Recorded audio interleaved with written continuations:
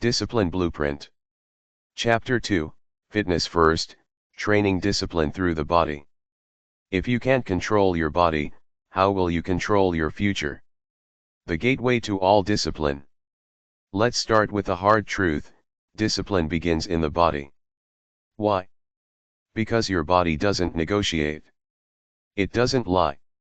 It doesn't sugarcoat your excuses. If you eat badly, it shows. If you neglect movement, it shows. If you don't rest, it shows. Your body is the scoreboard of your habits. That's why fitness is the gateway to all other forms of discipline. If you can train yourself to wake up, move your body, and fuel it with intention, you're training the exact same muscles you'll need for building wealth, for leading others, for staying consistent when life punches you in the face.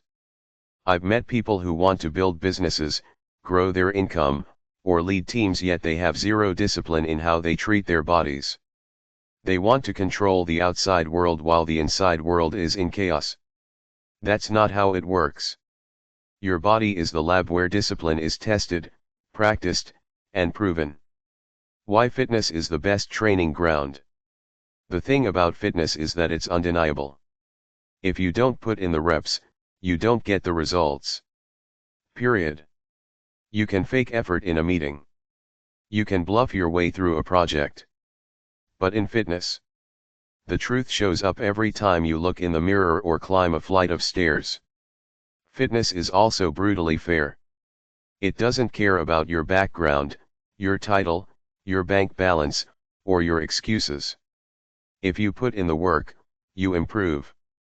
If you don't, you won't.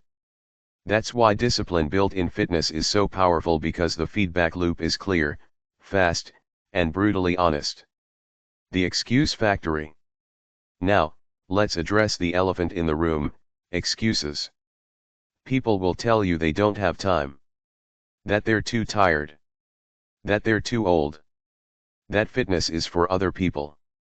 But here's the truth: the people who claim they don't have time to exercise are usually the people who need it the most. Think about it.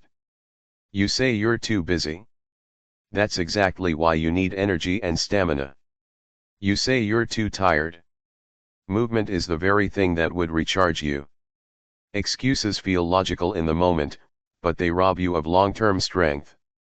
The discipline trinity: move, fuel, rest. Now let's break it down into what I call the discipline trinity. Move. Movement is non-negotiable. I don't care if it's lifting weights, running, yoga, or just walking, your body is designed to move. And the more consistently you move, the more consistently you'll train your brain to show up even when you don't feel like it. Start small if you need to, 20 minutes a day. That's all. But make it daily. Consistency beats intensity every single time. 2. Fuel. Your body is an engine. And like any engine, what you put in determines what you get out. Discipline here isn't about following some extreme diet or punishing yourself. It's about asking a simple question before each meal: will this give me energy, or will this drain me? Over time, disciplined eating builds more than a healthier body, it builds trust with yourself. 3. Rest. The world glorifies the hustle, the grind, the 5 hours of sleep badge of honor. But here's the truth: lack of sleep is not discipline. It's sabotage. Rest is part of training. It's when your muscles grow, your brain resets, and your focus sharpens. Protect your rest like you protect your money. Without it, the other 2 pillars crumble. Frameworks for fitness discipline. Let's move from theory into tools you can use right now. 1. The non-negotiable 20 minutes rule. Commit to 20 minutes of movement every single day. No excuses: no, I'll do it later. Even on your worst day, 20 minutes of walking, stretching, or body weight training is possible. 2. The environment first method. Set your environment to make movement automatic. Lay out your workout clothes the night before. Keep your shoes by the door. Prep your water bottle. Don't leave fitness to chance or mood. Engineer it into your environment. 3. Habit stacking. Attach fitness to something you already do. For example, after you brush your teeth, do 20 push-ups. After your morning coffee, take a 10-minute walk. After work, change directly into workout clothes before anything else. These little links build consistency faster than raw willpower. Story, from struggle to structure. Let me share this. I know what it's like to fight for structure. There were seasons where my life felt out of control, where I was constantly reacting, constantly exhausted. It wasn't the big wins that saved me. It was the discipline of small daily actions: a run when I didn't feel like it, a glass of water instead of soda, going to bed on time instead of scrolling. Those choices weren't glamorous, but they compounded.